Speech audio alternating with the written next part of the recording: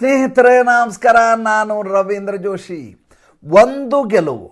ಒಂದು ಗೆಲುವಿಗಾಗಿ ತಹತಹಿಸ್ತಾ ಇದ್ದಾರೆ ಮಮತಾ ಬೇಗಂ.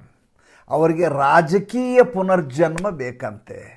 ಅದಕ್ಕಾಗಿ ಇನ್ನಿಲ್ಲದ ಹಾಗೆ ಪೇಚಾಡ್ತಾ ಇದ್ದಾರೆ, ಇನ್ನಿಲ್ಲದ ಹಾಗೆ ಪರದಾಡ್ತಾ ಇದ್ದಾರೆ, ಕಂಡ ಕಡೆ ಅಲೀತಾ ಇದ್ದಾರೆ, ಅವಡಿಗಚ್ಚಿಕೊಂಡು ಕೋರ್ಟಿನ ಬಾಗಿಲನ್ನು ತಟ್ತಾ ಇದ್ದಾರೆ. ನಿನ್ನೆ ಮಮತಾ ಬೇಗಂ ಅವರು ಕಲ್ಕತ್ತಾ ಹೈಕೋರ್ಟಿಗೆ ಹೋಗಿದ್ರು. ಅವರಿಗಾಗಲೇ ಒಂದು ಪಿಟಿಷನ್ ಹಾಕಿದ್ದಾರೆ ಎಲೆಕ್ಷನ್ಗೆ ಸಂಬಂಧಪಟ್ಟ ಹಾಗೆ. ತಮ್ಮ ಎಣಿಕೆಯ ಸಂದರ್ಭದಲ್ಲಿ ಅನ್ಯಾಯ ಆಗಿದೆ, ಮಾಲ್ ಪ್ರಾಕ್ಟೀಸ್ ಆಗಿದೆ, ಬೇಕು ಅಂತಲೇ ತನ್ನನ್ನು ಸೋಲಿಸಲಾಗಿದೆ, ತಾನು ಸೋತಿಲ್ಲ, ತನ್ನ ಗೆಲುವನ್ನು ಕಿತ್ತುಕೊಳ್ಳಲಾಗಿದೆ, ಇದರ ಕುರಿತಾಗಿ ತನಿಖೆಯಾಗಬೇಕು, ನನಗೆ ನ್ಯಾಯ ಕೊಡಬೇಕು ಅಂತ ಇವರು ಅಹವಾಲನ್ನು ಇಟ್ಟಿದ್ದರು, ಅರ್ಜಿ ಹಾಕ್ಕೊಂಡಿದ್ರು. ನೀವು ಈ ಹಿಂದೆ ಕಳೆದ ಬಾರಿ ನಂದಿಗ್ರಾಮದಲ್ಲಿ ಸೋತಾಗಿನ ಘಟನೆಯನ್ನು ನೆನಪು ಮಾಡ್ಕೊಳ್ಳಿ. ಇಡೀ ಪಕ್ಷ ಗೆದ್ದು ಹೋಗಿತ್ತು 2021ರಲ್ಲಿ, ಅಧಿಕಾರ ಹಿಡಿಯುವ ಸಂದರ್ಭ. ಆದರೆ MLA ಆದಂಥ ಮಮತಾ ಬೇಗಂ ಅವರು ನಂದಿಗ್ರಾಮದಲ್ಲಿ ಸೋತು ಹೋಗ್ತಾರೆ. ಎಂಥ ಮುಜುಗರ, ಎಂಥ ಅವಮಾನ ಅಂದರೆ ಅದನ್ನು ಹೇಗೆ ಜೀರ್ಣಿಸಿಕೊಳ್ಳಬೇಕು ಗೊತ್ತಾಗಲಾರದಂಥ ಸಂದರ್ಭ.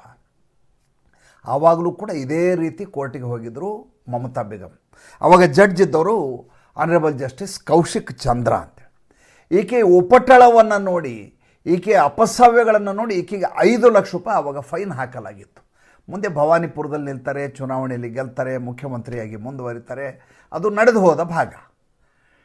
ಆವಾಗ ಕೇರ್ಲೆಸ್ ಮಾಡಿ ಬಿಟ್ಟು ಹೋದಂಥ ನಂದಿಗ್ರಾಮದ ವಿಚಾರಣೆಯ ಸಂದರ್ಭದಲ್ಲಿ ಬೇಡವೇ ಬೇಡ ಇದು ಅಂತ ಉದಾಸೀನ ಮಾಡಿ ಬಿಟ್ಟಂಥ ಮಮತಾ ಬೇಗಂ ಅವರು ಈ ಬಾರಿ ಬೇಗನೆ ತ್ವರಿತವಾದಂಥ ತನಿಖೆಯಾಗಬೇಕು ಮತ್ತು ನನಗೆ ನ್ಯಾಯ ಸಿಗಬೇಕು.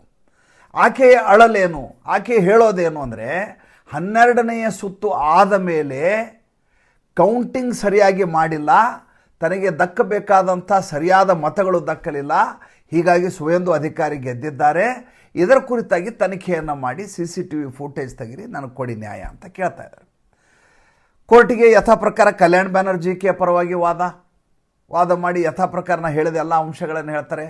ಸುವೇಂದು ಅಧಿಕಾರಿ ಪರವಾಗಿದ್ದಂಥ ಪ್ರತಿವಾದಿ ವಕೀಲರು ಅವ್ರು ಹೇಳ್ತಾರೆ, ನೀವು ಈ ರೀತಿ ದಿಢೀರನ್ನು ಹೇಳಿದರೆ ಆಗೋದಿಲ್ಲ, ನನಗೆ 6 ವಾರಗಳ ಅವಧಿಯನ್ನು ಕೊಡಿ, 6 ವಾರಗಳ ಅವಧಿಯನ್ನು ಕೊಟ್ಟರೆ ನಿಮ್ಗೆ ಬೇಕಾದಂಥ ಎಲ್ಲ ದಾಖಲಾತಿಗಳನ್ನು ಕೋರ್ಟಿನ ಮುಂದೆ ಹಾಜರುಪಡಿಸ್ತೀವಿ. ಕಲ್ಯಾಣ್ ಬ್ಯಾನರ್ಜಿ ಕೋಪಗೊಳ್ತಾರೆ. ಅಲ್ಲ ಸ್ವಾಮಿ, ಗೆದ್ದಿರೋರು ನೀವು, ಎಲ್ಲ ದಾಖಲಾತಿಗಳು ಸರ್ಕಾರದಲ್ಲಿರ್ತವೆ, ಚುನಾವಣೆ ಆಯೋಗದಲ್ಲಿರ್ತವೆ, ಯಾವಾಗ ಬೇಕೋ ಅವಾಗ ತಂದು ಕೋರ್ಟಿನ ಮುಂದೆ ಹಾಜರುಪಡಿಸಬೇಕು. ಅಂಥದ್ರಲ್ಲಿ 1.5 ತಿಂಗಳ ಸಮಯವನ್ನು ಯಾಕೆ ಕೇಳ್ತಾ ಇದ್ದೀರಿ? ಅದರ ಅರ್ಥ ಇದರ ಒಳಗಡೆ ಏನೋ ಒಂದು ಸಂಚು ನಡೆದಿದೆ. ಅನಗತ್ಯವಾಗಿ ನನ್ನ ಪಕ್ಷದಾರರಾದಂಥ ಮಮತಾ ಬ್ಯಾನರ್ಜಿಯವ್ರನ್ನ ಸೋಲಿಸುವ ಹುನ್ನಾರದ ಮೂಲಕ ನೀವು ಗೆಲುವನ್ನು ಪಡೆದಿದ್ದೀರಿ. ಇದಕ್ಕೆ ನಾವು ಅವಕಾಶ ಕೊಡಬೇಡಿ ಯುವರ್ ಆನರ್, ದಯವಿಟ್ಟು ತಕ್ಷಣದಲ್ಲಿ ತ್ವರಿತವಾಗಿ ಇದನ್ನು ಕೇಸನ್ನು ಖುಲಾಸೆಗೊಳಿಸಿ. ಕೊನೆಗೆ ಕೋರ್ಟು ರಾಜಿ ಪಂಚಾಯಿತಿ ಮಾಡಿ 4 ವಾರದ ಅವಧಿಯನ್ನು ಸುವೇಂದು ಅಧಿಕಾರಿ ಪರ ಇದ್ದಂಥ ವಕೀಲರಿಗೆ ನೀಡಲಾಗತ್ತೆ. ಯಾಕೆ ಹೀಗೆ ಮಾಡ್ತಾ ಇದ್ದಾರೆ ಅವರು? ಯಾಕೆ ಹೀಗೆ ಅಂದರೆ ಮೊನ್ನೆ ಇದ್ದಕ್ಕಿದ್ದ ಹಾಗೆ ಅವ್ರಿಗೊಂದು ಕನಸಿನ ಟಿಸಿಲ್ ಹೊಡೆದಿದೆ. ಏನದು ಕನಸು? ಚುನಾವಣೆಗೆ ನಿಲ್ಲಲಿಕ್ಕೆ ಹೆದರಿ ಉತ್ತರ ಪೌರುಷವನ್ನು ಮಾತನಾಡಿ ಉತ್ತರ ಕುಮಾರನ ಹಾಗೆ ಓಡಿ ಹೋದಂಥ PK ಪ್ರಶಾಂತ್ ಕಿಶೋರ್, ಯಾರು ಒಂದು ಕಾಲಕ್ಕೆ ಮಮತಾ ಬೇಗಂ ಅವರ ಏಕದಮ್ ರಾಜಕೀಯ ಗುರು ಆಗಿದ್ನು, ಅಂಥ ವ್ಯಕ್ತಿ ಗೆಲುವನ್ನು ಕಂಡುಬಿಡ್ತಾರೆ ಬಿಹಾರದ ಬಾಂಕಿಪುರದಲ್ಲಿ. ಅದು ಯಾವ ಕ್ಷೇತ್ರ? ಸ್ವತಃ ಭಾರತೀಯ ಜನತಾ ಪಾರ್ಟಿಯ ರಾಷ್ಟ್ರೀಯ ಅಧ್ಯಕ್ಷ ನಿತಿನ್ ನಬೀನ್ ಗೆದ್ದು ಹೋದಂಥ ಕಾನ್ಸ್ಟಿಟ್ಯೂಯೆನ್ಸಿ. ಸರ್ಕಾರ ಯಾರ್ದು? NDA ಸರ್ಕಾರ.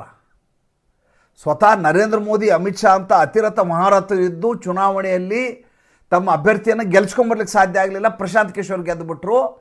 ಇದು ನನಗೆ ಪ್ರೇರಣೆಯಾಗಬೇಕು, ಮೂಲ ಸ್ಫೂರ್ತಿಯಾಗಬೇಕು, ತನ್ನ ಮೂಲಕ ಮತ್ತೆ ನಾನು ರಾಜಕೀಯ ಮರುಹುಟ್ಟನ್ನು ಪಡೆಯಬೇಕು ಅನ್ನುವಂಥ ಲೆಕ್ಕಾಚಾರ ಶುರುವಾಗ್ಬಿಡ್ತೀವಿ ಮಮತಾ ಬೇಗಂಗೆ.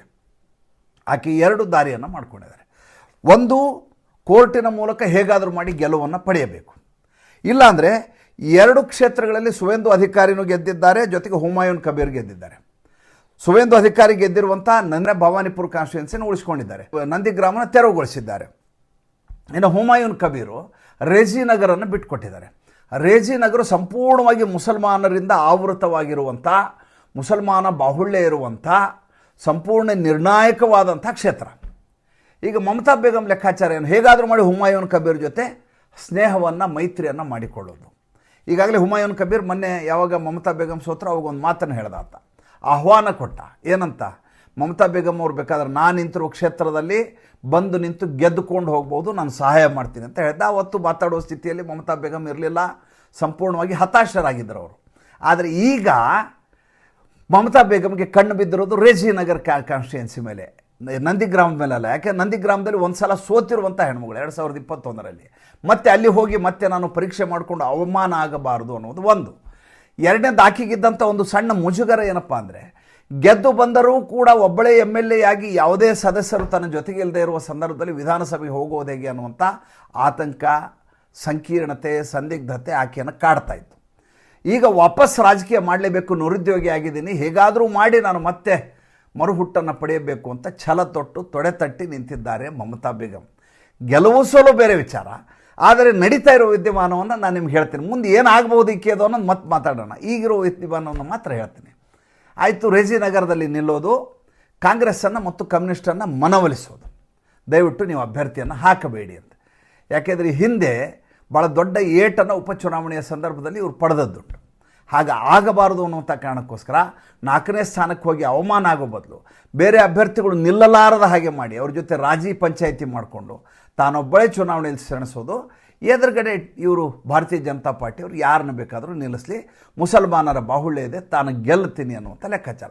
ಒಂದೋ ಕೋರ್ಟ್ ಮೂಲಕ ಗೆಲ್ಲಬೇಕು, ಕೋರ್ಟ್ ಮೂಲಕ ಗೆಲ್ಲಲಿಕ್ಕೆ ಸಾಧ್ಯ ಇದ್ದರೆ ಚುನಾವಣೆಯಲ್ಲಿ ನಿಂತು ಗೆಲ್ಲಬೇಕು ಅನ್ನುವಂಥ ಲೆಕ್ಕಾಚಾರ.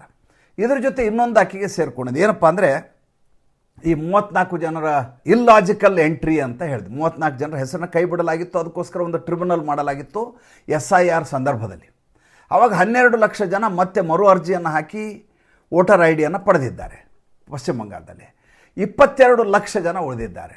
ಈಗ ಅವರಿಗೆ ಹೆದರಿಸುವ ಕಾರ್ಯಕ್ರಮವನ್ನು ಮಮತಾ ಬೇಗಂ ಶುರು ಮಾಡುವಂಥ ಲೆಕ್ಕಾಚಾರ ಮಾಡಿ. ಹೆಂಗೆ ನೋಡಿ, ನಿಮಗೆ ವೋಟರ್ ID ಇಲ್ಲ, ಈಗ ನಿಮ್ಮ ಆಧಾರ್ ಕಾರ್ಡನ್ನು ಪರಿಗಣಿಸಿಲ್ಲ, ನಿಮ್ಮ ಯಾವುದೇ ದಾಖಲಾತಿಗಳು ಭಾರತ ದೇಶಕ್ಕೆ ಯೋಗ್ಯ ಅಲ್ಲ ಅಂತ ಸಾಬೀತಾಗಿದೆ.